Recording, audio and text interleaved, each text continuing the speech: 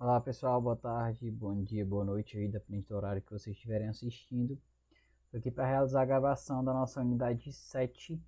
Unidade essa aqui é a nossa penúltima para a nossa AV3, nossa colegiada aí. Então fica pendente apenas a unidade 8 para que vocês acompanhem. Vamos dar aí início à nossa unidade 7. A gente inicia a unidade 7 falando sobre a CTPS, a Carteira de Trabalho e Previdência Social. Basicamente é o documento ali que gera um vínculo, né, o qual é assinado para poder registrar que existe um vínculo empregatício com aquela empresa que está registrando ela. Anteriormente ela servia nessa imagem que nós tínhamos, a carteirinha azul, e hoje ela funciona apenas de maneira digital. A exceção da exceção, quando ocorrer algum problema que fique inviabilizado a criação dela de maneira digital, né, eles recorrem ao meio físico, mas a via de regra hoje é o meio digital. Lembrando que todas as empresas possuem obrigação de registrar os seus empregados na carteira de trabalho, na CTPS. Quando não ocorrer esse tipo de registro, está passível aí de uma multa que está previsto no nosso artigo 47 da CLT. Como diz aí o artigo, o empregador que mantiver empregado não registrado nos termos do artigo 41 desta consolidação ficará sujeito à multa no valor de R$ 3.000 por empregado não registrado, acrescido de igual valor em cada reincidência. Ou seja, cada empregado aí que foi identificado sem o registro da CTPS vai ser cobrado o valor de R$ 3.000 de multa para o empregador. A carteira de trabalho ela será emitida pelo Ministério da Economia, ele que é responsável pela emissão da carteira de trabalho. Ela deverá ser preferencialmente nos meios digitais, como eu já citei. Será utilizado o cadastro de pessoa física. Hoje o número da sua carteira de trabalho não é mais o número que havia na carteira, que é dessas azulzinha. Hoje, no caso, ela é apenas de maneira digital, ou seja, o número da sua carteira é o número do seu CPF. Logo, tem esse vínculo aí, o CPF, com o nossa carteira digital. O empregador terá o prazo de 5 dias para a assinatura da carteira, ou seja, a partir do momento que você é admitido, o empregador tem até 5 dias úteis para poder assinar a sua carteira, registrar ali o início do vínculo empregatício. É vedado ao empregador realizar anotações desabonadoras na CTPS. Então, por exemplo, você cometeu ali uma conduta que ensejou em uma suspensão disciplinar, ou então em uma advertência escrita. O empregador não pode transferir essa advertência, essa suspensão para a sua CTPS. Lá é vedado desabonação nessa CTPS. Jornada de trabalho. Jornada de trabalho aí aborda o tempo ali a qual o empregador pode permitir que o empregado preste as suas atividades. Ele está no nosso artigo 7º da Constituição, mais precisamente no inciso 13º, que dispõe de 8 horas diárias e 44 horas semanais de serviço. Pessoal, vocês estão aí acompanhando o decorrer da nossa escala 5x2, que está aí tramitando na justiça, na APEC da escala 5x2, mais conhecida dessa forma, que o que diz? A PEC, ela, como vocês já estudaram em Direito Constitucional, é uma proposta de emenda à Constituição. A Constituição, como bem está mostrando a vocês, no nosso artigo 7º, inciso 13º, diz que a jornada de trabalho é de 8 horas diárias e 44 horas semanais. A PEC muda essa hora semanal, no caso. Ele vai alterar a proposta para que ela reduza de 44 para 40. Ela vai reduzir 40 horas aí na nossa escala de trabalho. A CLT, lembrando que essa PEC não foi aprovada ainda, ela já foi votada e aprovada na Câmara, mas segue agora para o Senado para poder ser votada e aprovada no Senado. Se for, aí segue para a homologação do Presidente da República e posteriormente entra em vigor. CLT artigo 4 considera-se como serviço efetivo o período em que o empregado estiver à disposição do empregador, aguardando ou executando ordens, salvo disposição especial expressamente consignada. Muito importante isso, pessoal, é o fato em que é gerado hora de serviço, o fato em que você está diretamente ao serviço, é quando você está à disposição do seu empregador. Não é simplesmente o fato de você estar ali na empresa. Você precisa estar à disposição do seu empregador. Se você não tiver, não qualifica ali como jornada de trabalho. A nossa CLT deixa mais ainda afirmado isso no nosso artigo 58, parágrafo 2º, que diz que o tempo despedido pelo empregado, desde a sua residência até a efetiva ocupação do posto de trabalho e para o seu retorno, caminhando ou por qualquer meio de transporte, inclusive fornecido pelo empregador, não será computado na jornada de trabalho por não ser tempo à disposição do empregador. O pessoal aí que pega ônibus para ir para seu emprego, não é tempo à disposição do empregador, logo não está inserido na jornada de trabalho. O que eu mais vejo comumente é o pessoal falar exatamente disso, do tempo que você passa nos ônibus, em locomoção para o seu emprego, para o seu serviço, que deveria ser acrescido ali da sua jornada. Mas não, pessoal, a CLT deixa bem claro que não existe a possibilidade aí de vínculo entre esse horário que você se locomove. A súmula 90 do TST ainda deixa mais firmado aí que o tempo despedido pelo empregado em condução fornecida pelo empregador até o local de trabalho de difícil acesso ou não servido por transporte regular público e para o seu retorno computável na jornada de trabalho. Ou seja, ele refrisa aí que não é servido para a sua jornada de trabalho. Súmula 429. Tempo à disposição do empregador. Refrisa novamente o ponto. Considere-se à disposição do empregador na fórmula artigo 4 o tempo necessário ao deslocamento do trabalho entre a portaria da empresa e o local de trabalho desde que supere o limite de 10 minutos diários. Ou seja, aqui já é um detalhe diferente. Ele refrisa que não é tempo à disposição do empregador, porém ele cita um adendo, que é o quê? Esses 10 minutos de locomoção. Se aonde você desce ali do seu transporte até onde você chega ali para poder trabalhar é de 10 minutos o intervalo de tempo, aí sim, essa parte pode ser inserida aí na sua jornada de trabalho sem problemas.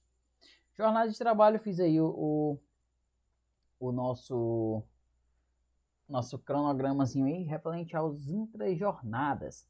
O que é uma intrajornada?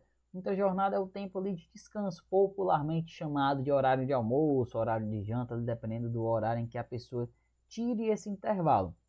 O intervalo, como diz aí no nosso artigo 71 da CLT, mais precisamente no caput e no parágrafo 2º, gera uma proporcionalidade.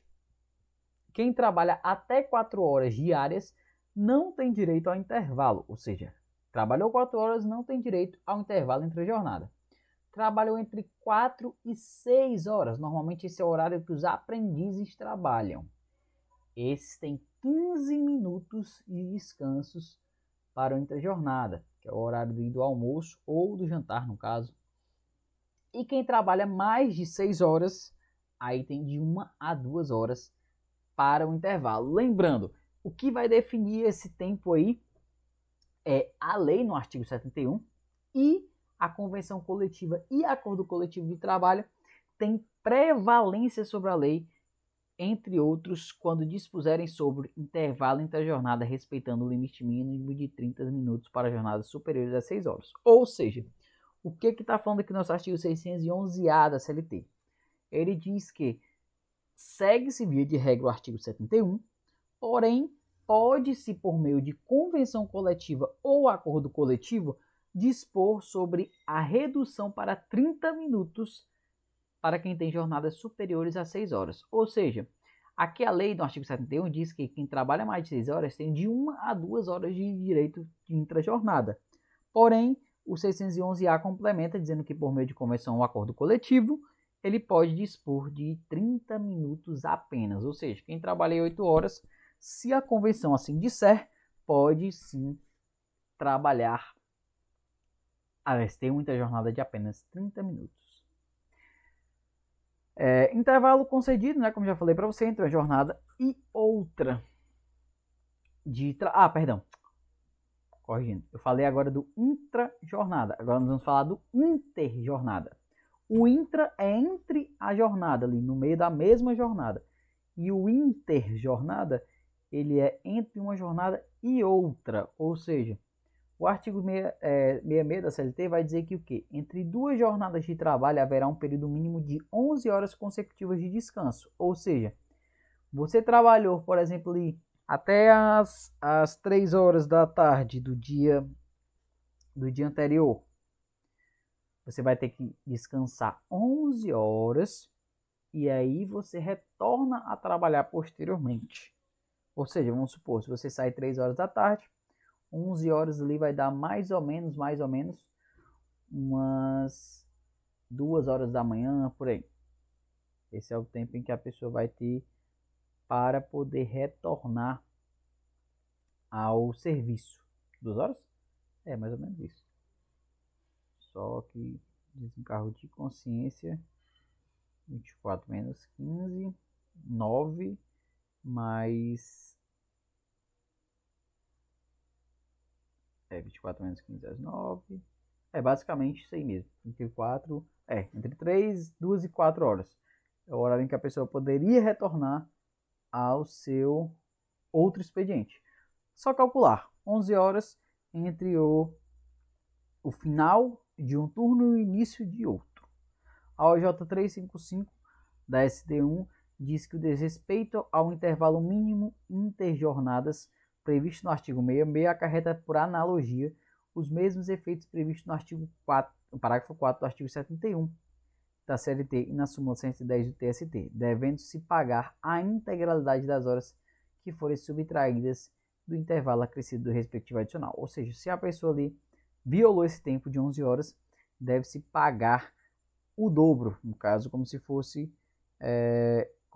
um feriado, no caso, tem um adicional. Descanso semanal remunerado, vocês já viram lá na nossa unidade 2, que é o DSR, descanso ali que todos têm direito entre o período de uma jornada de trabalho semanal e a outra jornada de trabalho semanal, que é um descanso de 24 horas, pelo menos uma vez por semana. O artigo 7º refrisa, que é referente ao repouso semanal remunerado, que deve ser preferencialmente ao domingo, lembrando, preferencialmente, não obrigatoriamente aos domingos. Artigo 67. Será assegurado a todo empregado descanso semanal de 24 horas consecutivas. OJ 410, mesma coisa. Aqui no caso está para os empregadores e gaiatinhos que tentam fazer com que a pessoa trabalhe 7 dias consecutivos. Quando a pessoa trabalha 7 dias consecutivos, a nossa OJ aí do TST diz que deve-se ser pagado em dobro no caso o excedente do dia que ele trabalhou. Porém, isso também está passível, galera, de multa, certo? A empresa não pode estar constantemente aí violando esse período de descanso do empregado.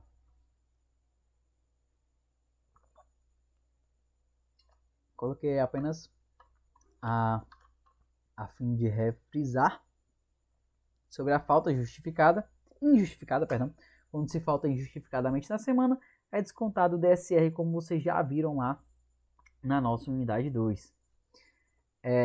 Terminando aqui DSR, artigo 67 diz que nos serviços que exijam trabalhos aos domingos, com exceção quanto aos elencos teatrais, será estabelecida a escala de revezamento, mensalmente organizada e constatando dos quadros de sujeito à fiscalização. Ou seja, aqui no caso é basicamente quando a gente tem serviços que funcionam de domingo a domingo, então os empregados não podem simplesmente folgar aos domingos em virtude do serviço funcionar nesses dias. Horas extraordinárias, aqui no caso é a famosa hora extra. A hora extra ela deve ser acrescida de no mínimo 50%, como diz aí o inciso 14 do artigo 7º da Constituição Federal. Ou seja, trabalhou ali extra, aquele horário extra vai ser adicionado aí de 50% à hora normal. Lembrando que o artigo 59 também fala sobre o excedente. O funcionário convencional não pode exceder a 2 horas extras no dia. Por dia você só pode fazer no máximo 2 horas extras. Súmula 376 do TST, a limitação legal da jornada suplementar de 2 horas diárias não exime o empregador de pagar todas as horas trabalhadas. Aqui, jornada de trabalho parcial. Aqui no caso, tem dois tipos de jornada de trabalho parcial. São aquelas que não batem ali os 44 horas semanais, que são chamadas de jornadas de trabalho em regime de tempo parcial. Nós temos a jornada que é de até 30 horas semanais, não podendo fazer horas extras. Ou seja, você trabalha em regime parcial se você trabalha 30 horas semanais, aí sem ter horas extras. Ou quando você trabalha 26 horas semanais, podendo fazer até 6 horas extraordinárias aí. Ou seja, ou trabalha 30 horas semanais sem fazer hora extra, ou 26 fazendo até 6 horas extras semanais. Se você estiver encaixado em uma dessas hipóteses, você está diante de uma jornada de trabalho por tempo parcial. Jornada 12 por 36, normalmente as escalas aí dos seguranças, pessoal aí que trabalha em plantão. Esses são os turnos de trabalho, os horários deles. É obrigatório acordo individual escrito, ou seja, essa jornada não pode ser tácita, não pode ser de maneira verbal, ela precisa ser escrita. Percebe descanso para refeição ou indenização destes, sendo assim, o empregado pode tanto ter ali o intra-jornada, seu descanso ali para a refeição, ou o empregador pode indenizar esse tempo para que ele não tire esse descanso. Artigo 59A da CLT diz que é facultado às partes, mediante acordo individual por escrito, convenção coletiva ou acordo coletivo de trabalho, estabelecer horário de trabalho de 12 horas seguidas por 36 interruptas de descanso ininterruptas. Parágrafo único. A remuneração mensal pactuada pelo horário previsto desse artigo abrange os pagamentos devidos pelo descanso semanal remunerado e pelo descanso em feriados. Artigo 59b. O não atendimento das exigências legais para compensação de jornada, inclusive quando estabelecida mediante acordo tácito, não implica na repetição dos pagamentos das horas extras excedentes. Parágrafo único. A prestação de horas habituais não descaracteriza o acordo de compensação de jornada de bancos de hora. Período de sobreaviso ou prontidão. Nós temos aí dois tipos de períodos em que você está ali à disposição do empregador, porém, você não está efetivamente trabalhando. Nós temos o sobreaviso, que é o que diz o artigo 244, parágrafo 2º da CLT. Considera-se sobreaviso o empregado efetivo que permanecer em sua própria casa, aguardando a qualquer momento o chamado para o serviço. Cada escala de sobreaviso será no máximo de 24 horas e, para todos os efeitos, serão contadas em razão de 1/3 do salário normal. Ou seja, sobreaviso é aquele período em que você está na sua residência aguardando ser chamado, como se estivesse de plantão ali. Você está em casa, mas a qualquer momento você pode ser acionado pela sua empresa para poder você trabalhar. E o período de prontidão, que é no parágrafo 3º, o próximo parágrafo, diz que considera-se período de prontidão o empregador que ficar nas dependências da estrada aguardando as ordens. As escalas de prontidão serão no máximo de 12 horas. As horas de prontidão serão, para todos os efeitos, contadas na razão de 2/3 do salário hora normal. Ou seja, período de sobreaviso, seu salário hora normal vai ser de 1/3 do normal. Prontidão, 2/3 do normal. Entende-se assim por quê? Porque o de sobreaviso é como se você estivesse em casa, você está ali no seu conforto aguardando ser chamado. Então a redução ali no valor da hora. E já o período de prontidão, no momento que você está ali na estrada, aguardando alguma ordem ou está nas dependências da empresa também, aguardando o chamado. A súmula 428 do TSE diz no seu inciso 1 que o uso de instrumentos telemáticos ou informatizados fornecidos pela empresa ao empregador por si só não caracteriza o regime de sobreaviso, ou seja, não é o fato de você estar com o computador na empresa, em casa, que você está sempre de sobreaviso. Segundo, considera-se em sobreaviso o empregado que a distância é submetido ao controle patronal por instrumentos telemáticos ou informatizado. Férias. Período a qual o empregado se ausenta da empresa em virtude do direito de férias anualmente remunerado. Ocorre uma interrupção contratual, que nós vimos lá na unidade anterior, sobre interrupção do contrato de trabalho. O gozo de férias anuais remunerados com pelo menos 1/3 do que o salário normal. Ou seja, quem tira férias vai receber ali um salário, mais 1/3 do salário referente ao valor de férias. todo empregado tem direito anualmente a um gozo de período de férias sem prejuízo à remuneração, que diz o nosso artigo 129 da CLT. Período aquisitivo. O empregador está apto para ter gozo das suas férias anuais, e período concessivo, onde ocorre a concessão do período de férias. Ou seja, o período aquisitivo é aqueles 12 primeiros meses que você entrou na empresa. Durante aquele período você vai ter aquisição para poder posteriormente tirar as suas férias. E aí, por mais 12 meses é o período concessivo que o empregador tem para lhe dar as suas férias. Ou seja, com 12 meses você está apto a receber as férias, e aí o empregador tem mais 12 meses para poder conceder as suas férias. Duração das férias. Via de regra deverá ser o prazo de 30 dias contínuos, salvo exceções previstas no artigo 130. Aqui no caso, pessoal, é as faltas injustificadas. O pessoal aí que acha que só faltar o seu emprego só vai ser descontado do seu salário. Não, fique sabendo também que aí diminui do período das suas férias. Por exemplo, se você faltar até 5 dias, né? Você faltou ali 5 vezes no seu trabalho, você tem direito aos 30 dias normalmente, permanece. Aí, quando a gente vai descendo gradativamente, se você faltou de 6 a 14 dias, você vai ter somente 24 dias de férias. Se você faltou de 15 a 23 dias, você vai ter apenas 18 dias de férias. E se você faltou entre 24 e 32 dias, você tem apenas 12 dias de férias. Basicamente, só vocês irem aí, ó, assimilando. Eu coloquei as duas setinhas aí. O quanto você vai tirar de férias desce de 6 em 6 dias, ou seja, ó, 30 dias, 24 dias, 18 dias e 12 dias. E o quanto você vai poder faltar, vai descendo de 9 em 9. 5, 14, 23 e 32. Ou seja, esses são os limites. Na primeira, você tira 30 dias, se faltar até 5. E aí vai descendo de 9 em 9 dentro do limite para saber quantos dias você vai poder gozar de férias aí. O período de concessão será o que melhor atenda ao interesse do empregador. Ou seja, quem decide as suas férias é o empregador. Ele que vai dizer quando você vai poder tirar as suas férias.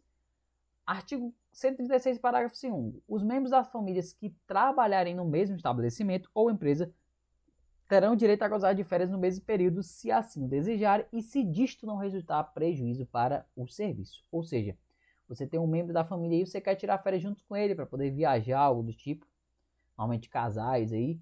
Se não for atrapalhar ali o serviço, não tem problema nenhum que vocês tirem férias juntos. Artigo 136, parágrafo 2º. O empregado estudante menor de 18 anos terá direito a fazer coincidir suas férias com as férias escolares. Ou seja, nós temos aí,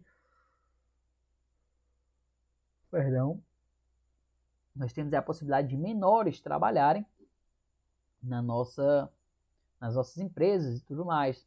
Esses poderão fazer coincidir os períodos das férias com as férias escolares, para poder realmente tirarem esse período de férias.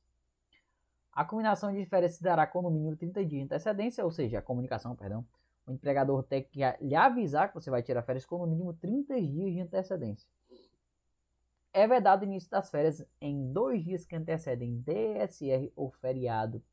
Ou seja, se as suas férias aí estão iniciando em menos de 2 dias da sua folga ou do feriado, ela está evidentemente errada, com base no artigo 134, parágrafo 3º. O pagamento das férias deve ser de até 2 dias que antecedem o seu início, ou seja, sempre 2 dias que antecedem o início das férias devem ser pago o valor destas. A base de cálculo será a remuneração na data da concessão das mesmas. Lembrando que a súmula 450 do TST foi cancelada, que é o popular da galera de dizer que se o empregador passar do período concessivo, ele tem que pagar o dobro das férias. Isso não existe mais. TST aí cancelou essa súmula, a súmula 450, que diria que é devido o pagamento em dobro. Artigo 146 da CLT. Na cessação do contrato, qualquer que seja a sua causa, será devido ao empregador a remuneração simples ou em dobro, conforme o caso corresponde ao período de férias cujo o direito tenha adquirido. Parágrafo único. Na cessação do contrato de trabalho de 12 meses, de serviço, o empregado, desde que não haja sido demitido, perdão, só que já tá aqui no final da noite, já tô cansado, terá direito à remuneração relativa ao período incompleto de férias, de acordo com o artigo 170. Ou seja, aqui no caso, o 146, parágrafo único e o CAPT falam sobre a questão do encerramento, quando você encerra o contrato. Nós vamos ver aí na nossa unidade posterior, nossa unidade 8, quando se ocorre aí a cessação do contrato, deve ser pago o período de férias a esse empregado. Súmula 171 do TST. Salvo na hipótese de dispensa do empregado por justa causa, a extinção do contrato de trabalho sujeita ao empregador o pagamento da remuneração das férias proporcionais, ainda que incompleto o período aquisitivo. Abono. Aqui o abono é o que popularmente chamam de vender as férias. Todo mundo costuma aí falar que você pode vender as férias, mas tudo isso tem uma limitação. Você pode vender apenas um terço dessas férias, que é o caso abono pecuniário. O artigo 143 diz que é devido a apenas um terço dessas férias para que seja abatido e vendido, no caso, né, pago o valor a esse empregado. Lembrando que esse abono deverá ser requerido em até 15 dias que antecedem o término do período aquisitivo. Por fim, nós entramos em férias coletivas, que é basicamente as férias de uma massa, de uma quantidade excessiva de colaboradores. Quando o empregado concede férias a todos os empregados de uma só vez. O artigo 139 fala que poderão ser concedidas férias coletivas a todos os empregados de uma empresa ou determinados estabelecimentos ou setores da empresa. Artigo 139, parágrafo 2º. Para fim previsto nesse artigo, o empregador comunicará ao órgão local do Ministério do Trabalho, com antecedência mínima de 15 dias, a data de início e fim das férias, precisando dos quais estabelecidos os setores abrangidos em média. Teve um caso lá no trabalho que um setor todo, ele iria ser descontinuado, o setor todo, e esse pessoal ia ser todo remanejado para outro filial da empresa. E esse caso acarretou aí as férias coletivas. Então tem que respeitar todo esse quesito. Eles pegam ali todos os nomes, repassam para o Ministério do Trabalho com antecedência mínima de 15 dias para poder haver a efetivação das férias. Parágrafo 3º. Em igual prazo, o empregador enviará cópia da aludida comunicação ao sindicato representativo das respectivas categorias profissionais e providenciará a fixação de avisos nos locais de trabalho. Ou seja, tem que respeitar aí todos esses tópicos para poderem haver as férias de maneira coletiva. Lei Complementar número 123 de 2006. As microempresas e as empresas de pequeno porte são dispensadas de comunicar ao Ministério do Trabalho e Emprego a concessão de férias coletivas. Ou seja, se você se encaixa em uma microempresa ou empresas de pequeno porte, você não precisa comunicar ao Ministério do Trabalho que está concedendo férias coletivas aos seus empregados. E por fim, só para revisar o artigo 139, as férias poderão ser gozadas em 2 períodos anuais, desde que nenhum deles seja inferiores a 10 dias corridos, como nós já vimos lá. Pode haver esse fracionamento das férias coletivas também, mas é respeitado esse período apenas de 2 períodos. Artigo 143, parágrafo 2º, trata-se de férias coletivas. A convenção que se refere a este artigo deverá ser objeto de acordo coletivo entre o empregador e o sindicato representativo da categoria. E por fim, o artigo 140 da CLT, que diz que os empregados contratados há menos de 12 meses gozarão na oportunidade de férias proporcionais, iniciando então um novo período aquisitivo. Ou seja, se você tem um empregado aí que tem menos do período concessivo de férias, mas ele vai ter que receber de maneira proporcional. E é isso, galera. Eu vou estar aqui finalizando a nossa unidade 7. Fica pendente apenas a unidade 8 para nós finalizarmos o conteúdo de AV3. Qualquer dúvida aí, podemos utilizar os canais, podem mandar mensagem, utilizar o canal de WhatsApp também. E valeu, pessoal. Tenham uma boa noite, um bom fim de semana aí para vocês.